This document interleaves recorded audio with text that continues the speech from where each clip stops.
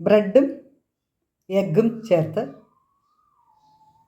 അടിപൊളി ടേസ്റ്റോട് കൂടിയിട്ടുള്ള snack. Video skip ചെയ്യാതെ കാണൂ, സപ്പോർട്ട് ചെയ്യൂ.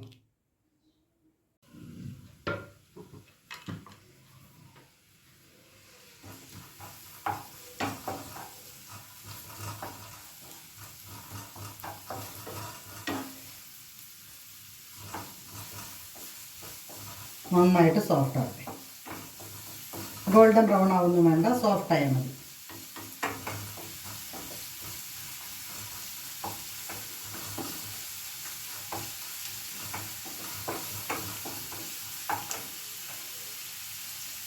അതിലേക്ക് ആവശ്യത്തിന് ഉപ്പിടാം. ഉപ്പിട്ട പെട്ടെന്ന് സോഫ്റ്റായി കിട്ടും ചെയ്യും. അധികമാവണ്ട, നമ്മുടെ ക്വാണ്ടിറ്റി അനുസരിച്ചിട്ട്. ഒരേശം ഉപ്പ് കുറഞ്ഞാലും, ഇപ്പോൾ സ്വതവേ എല്ലാവർക്കും ഉപ്പ് കുറഞ്ഞാലും കുഴപ്പമില്ല, കൂടിയരുതെന്നേ ഉള്ളൂ.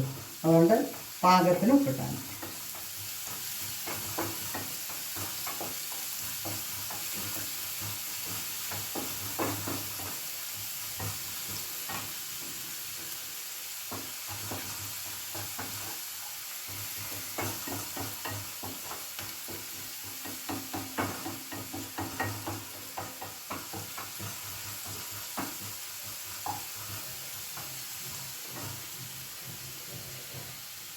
അതിലേക്ക്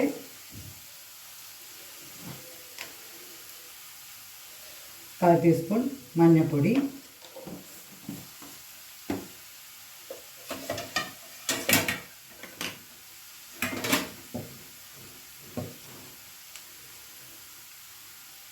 പച്ചമുളക്, മല്ലിയില, കരിവേപ്പിൻ്റെ ഇല,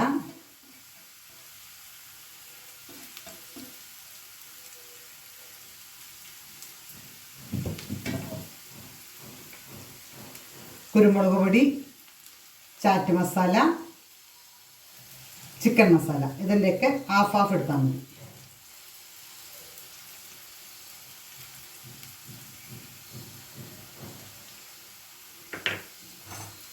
നന്നായിട്ട് യോജിപ്പിക്കാം.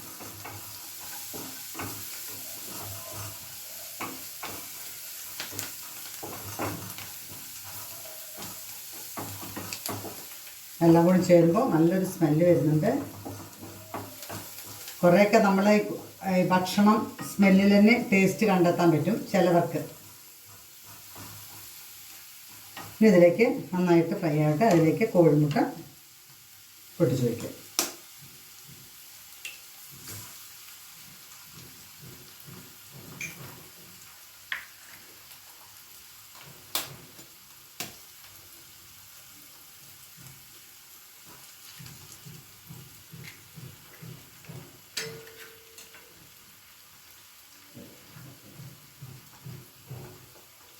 നന്നായിട്ട് ചെറുതാക്കി നമ്മുടെ ചെറിയ സവാളയ്ക്ക് നമ്മൾ മുറിച്ചിട്ടുണ്ട്, അതേമാതിരി ഇത് നന്നായിട്ട് പൊടിയായി വളർത്തി എടുക്കുക.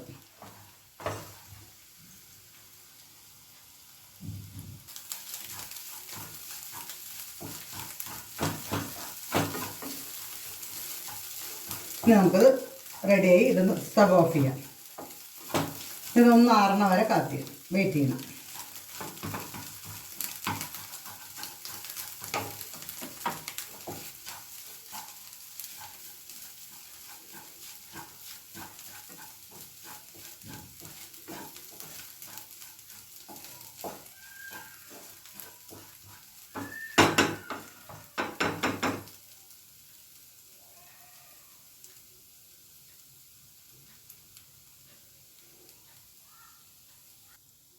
മാറ്റി വെച്ച് ഒന്ന് അടച്ചു വയ്ക്കാം.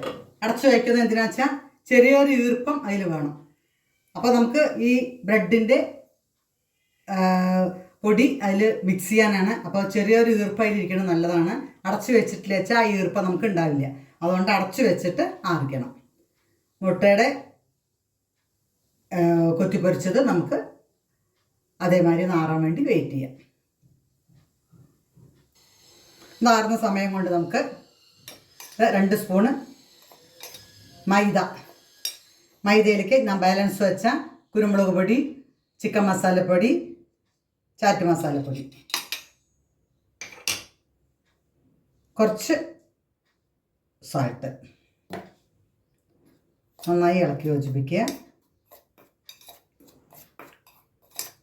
ഇനി ഇതിന് പകരം നമുക്ക് കോഴിമുട്ട അല്ല ഇത് മിക്സ് ചെയ്ത് വെച്ചാലും നല്ലതാണ്. അത് നിങ്ങൾക്ക് സൗകര്യാർത്ഥം ഏതോ വേണ്ടച്ചാൽ ചെയ്യാം. ഞാൻ മൈദയിൽ മുക്കിയിട്ടാണ് ചെയ്യണത്.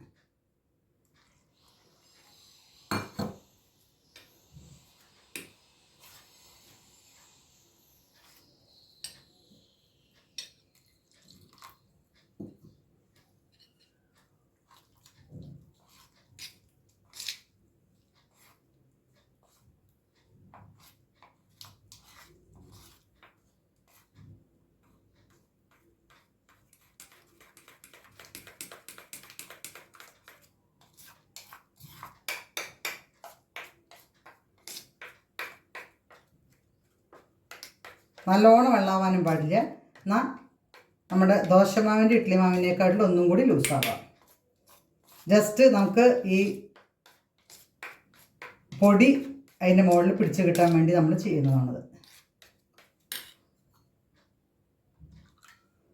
ബ്രെഡിൻ്റെ പൊടിച്ചെടുത്തത് ഇത് ചേർന്നതിന് ശേഷം നമ്മൾ അതിൽ മുക്കിയിട്ടാണ് എണ്ണയിലേക്ക് ഇട്ടിട്ട് പൊരിച്ചെടുക്കുക. ഈ അളവാണ് വേണ്ടത്. നമുക്കിത് മാറ്റി വയ്ക്കാം. ഇനി നമുക്ക്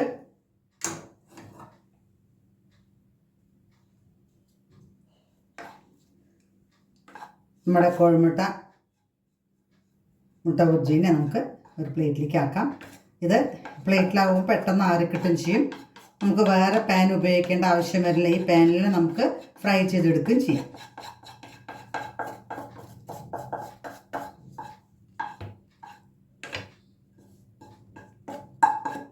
അടച്ചു വയ്ക്കൊണ്ട് കുറേശ്ശെ ഈർപ്പം അതിൽ തന്നെ ഉണ്ട്. പിന്നെ നമ്മൾ ബ്രെഡിൻ്റെ പൊടി ചേർക്കുമ്പോൾ അത് കൂട്ടി മിക്സ് ചെയ്യാം. അപ്പോൾ നമുക്ക് എന്തതിൽ വേറൊന്നും ആഡ് ചെയ്യേണ്ട ആവശ്യം വരുന്നില്ല. ചിലപ്പോൾ കുറവാണെന്ന് വെച്ചാൽ നമുക്ക് വെള്ളം ആഡ് ചെയ്യേണ്ടി വരും. അപ്പോൾ ഇതിൽ ആവിയിലുള്ള വെള്ളം ഉണ്ടാവുകൊണ്ട് നമുക്ക് ഇങ്ങനെ തന്നെ ബ്രെഡിൻ്റെ പൊടി മിക്സ് ചെയ്ത് ഉരുളകളാക്കി എടുക്കാം.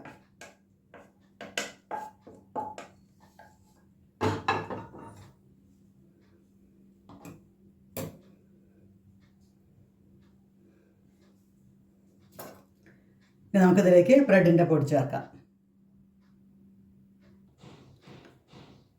അതിലേക്ക് നമ്മൾ തയ്യാറാക്കി വെച്ച ബ്രെഡിൻ്റെ പൊടി ചേർക്കുക.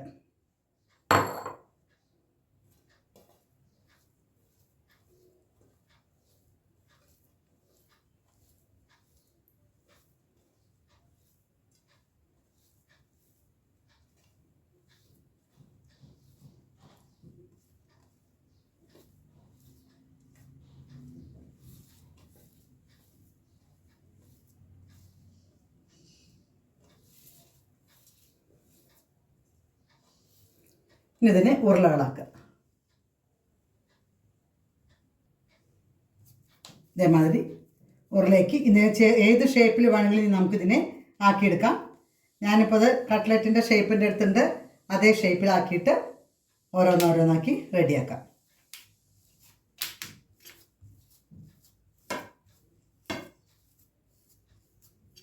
പ്ലേറ്റിലാണെന്ന് വെച്ചാൽ അങ്ങനെ വെച്ച് ഈ ഷേപ്പും കൊണ്ടൊന്ന് പ്രസ് ചെയ്താൽ അതേ ഷേപ്പിൽ നമുക്ക് കിട്ടും.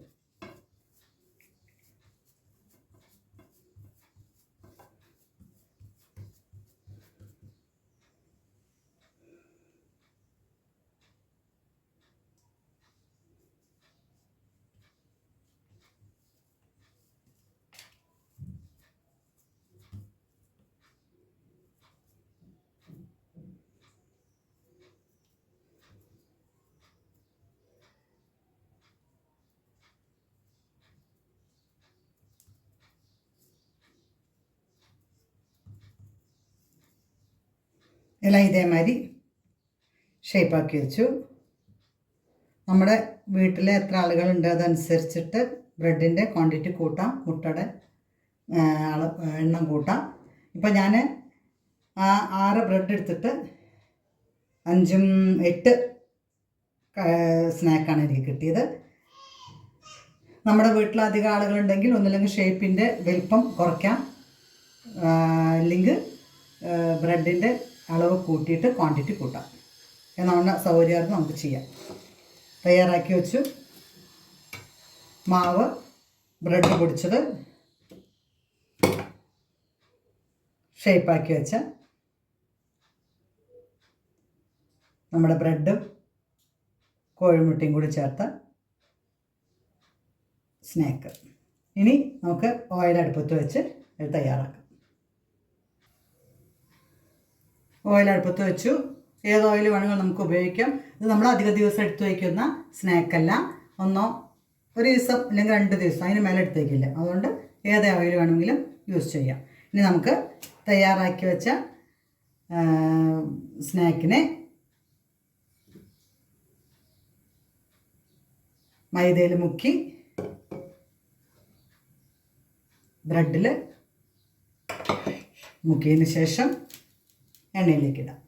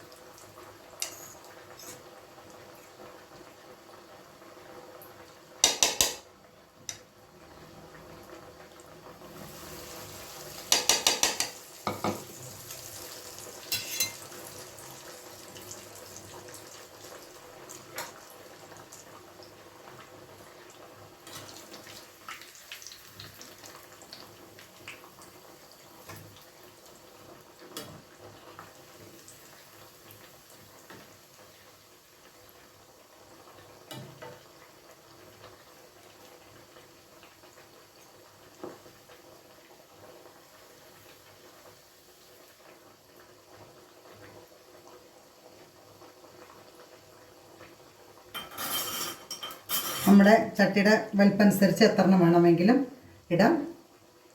ഇതിപ്പോൾ ഞാൻ 3 എണ്ണമാണ് ഇട്ട് തയ്യാറാക്കുന്നത്. സിമ്മാക്കിയിട്ട് തയ്യാറാക്കണം. നമുക്ക് ഉള്ളും വെന്ത് കിട്ടണം. പക്ഷേ ഉള്ളു നമ്മൾ അത്യാവശ്യം എല്ലാം വേവിച്ചതാണ്. എന്നാലും നന്നായിട്ടൊന്ന് ഫ്രൈ ആവാൻ ക്രിപ്സി ആക്കിയിട്ട് മെല്ലെ മെല്ലെ തയ്യാറാക്കുന്നതാണ് നല്ലത്.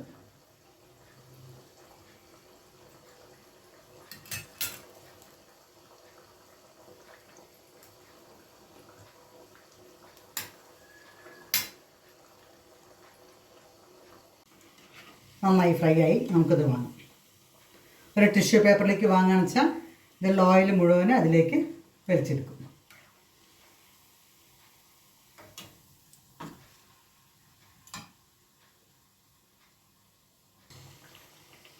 എല്ലാം ഉണ്ടാക്കിയെടുത്തു. അവസാനത്തേണ് നമുക്ക് സ്റ്റവ് ഓഫ് ചെയ്യാം.